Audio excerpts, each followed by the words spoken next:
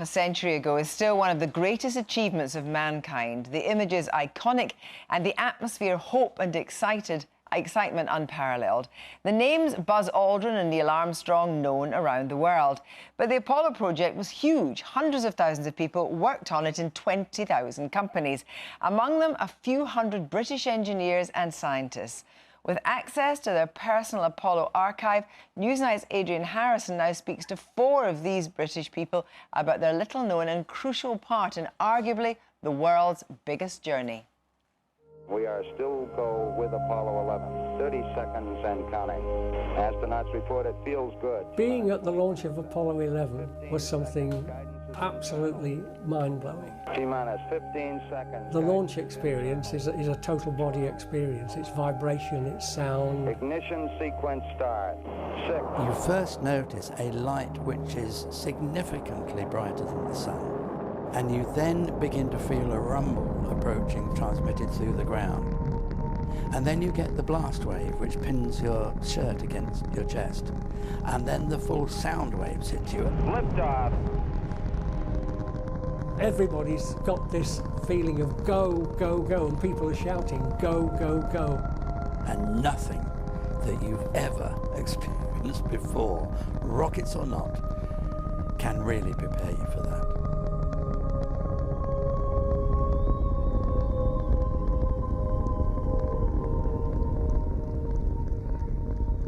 Working on Apollo was part of a trajectory toward an uncertain future, but one we thought we were all building for all of humanity.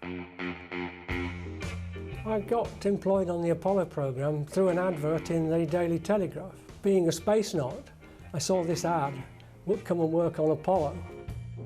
I was recruited to work on launch operations for the Apollo experiments. I was recruited to go to Houston. We were asked to look at the data from the unmanned satellites and try to figure out how we could predict ahead where the satellite would be, because they would have to tell the Apollo capsule where it would be 2 hours later so that it would be able to land at the right place. The Apollo program employed about 400,000 workers on it, and being a Brit, really didn't feel any different to anybody else. I didn't feel the historical significance so much. What struck me more was the fact they were paying me large sums of money by British or Irish standards, and it was a wonderful country to live in if you were young. We were all full of adrenaline, full of gung-ho.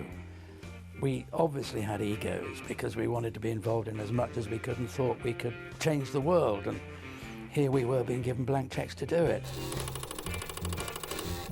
This is a portion of the stabilization and control system that we needed to modify to accommodate the changes in the mass of the command module.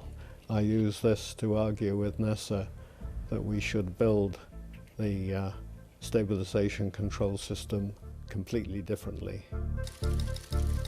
The work was fascinating.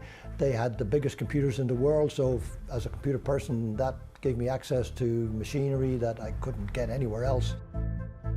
There was a requirement raised by NASA to support a simulator for the final 50 feet of a rendezvous and docking between the command module and the lunar module. We were able to modify the electronics a bit to simplify it using more up-to-date components, and we were able to build it functioning the same as the flight hardware.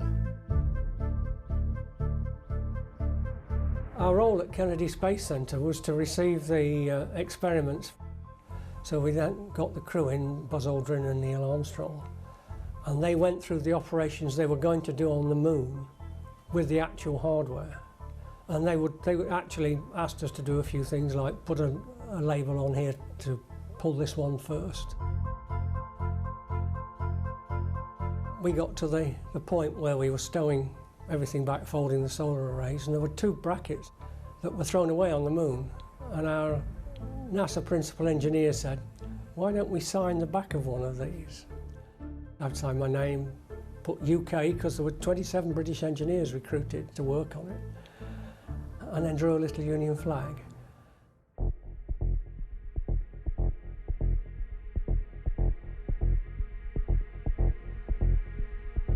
When it turned out what I was responsible for, it was radioactive materials, explosives,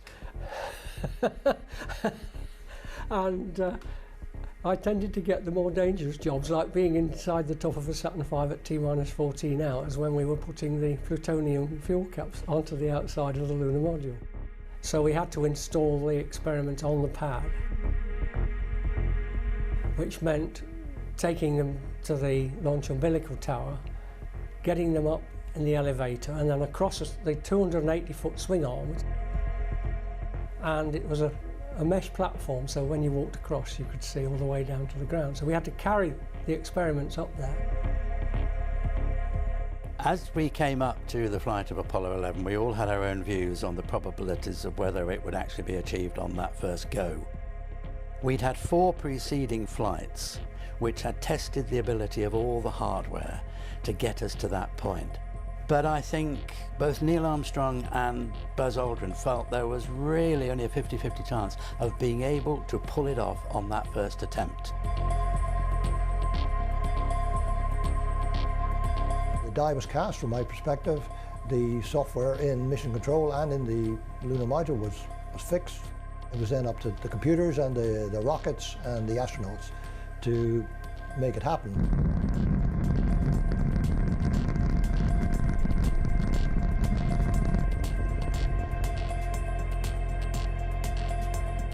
We knew pretty much immediately that they appeared from behind the moon for the last time on their way down to the surface. We knew pretty much immediately that they weren't on course because some of the landmarks, some of the crater patterns that we were expecting to see were not evident.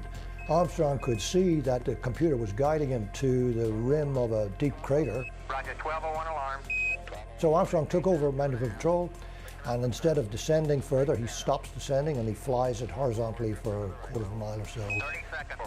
People in Houston were getting very frustrated. They thought he was in danger of running out of fuel, but he knew what he was doing. 30 seconds. Okay, engine stop. We copy you down, Eagle. Tranquility Base here. The Eagle has landed. The instant the Apollo 11 crew got down to the surface, there was a tremendous relief of tension, but we knew we had to keep a grip because we had to check that everything was okay for them to stay there. Personally, I felt physically sick and was convinced I was going to throw up. This is the document which I produced as I was working on the Apollo 11 mission, which is a compilation of all the events that were taking place as they were happening. Sleep status, commander 8 hours, command module pilot 9 hours, lunar module pilot 8 hours. That's one small step for man. I watched Armstrong take his first step onto the moon surface. And of course, what struck me at that time was that how amazing is it that 600 million people are watching this live on their televisions as it happens from the surface of the moon. Nowadays, people wonder how one could go to the moon on a computer that has an add time of 11 microseconds, when now it's probably done in a few nanoseconds. Computers were very primitive back then, but for the job it had to do on Apollo, they were adequate.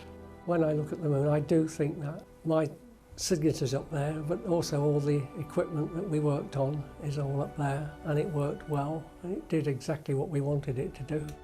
It was history. We were going to the moon, we were going to another heavenly body for the very first time. It just felt wonderful to be doing a small part to help that happen.